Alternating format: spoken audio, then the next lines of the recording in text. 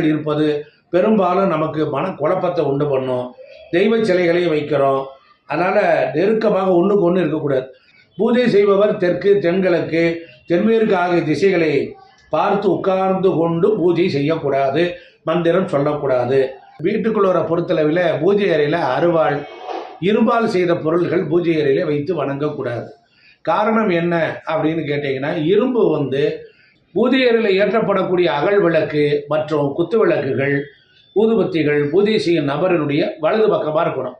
எப்போவுமே பூவு, சந்தனம், குங்குமம், பஞ்ச பாத்திரத்தில் உத்திரநீர் நீர், அச்சதை, மங்கள அச்சதை, இப்படி எல்லா பொருளும் நாம் பூஜை பண்ணுறவருக்கு வலது பக்கமாக இருக்கணும். குருவே சர்வலோகானாம் விஜதே பவரோகினாம் நிதையே சர்வ வித்யானாம் ஸ்ரீ தட்சிணாமூர்த்தி குருவே நமக. வணக்கம். பூஜை அறைகளை பற்றிய ரொம்ப ஆழ்ந்த, அகன்ற, நுண்ணியமான சில நல்ல விஷயங்களை பார்ப்போம்.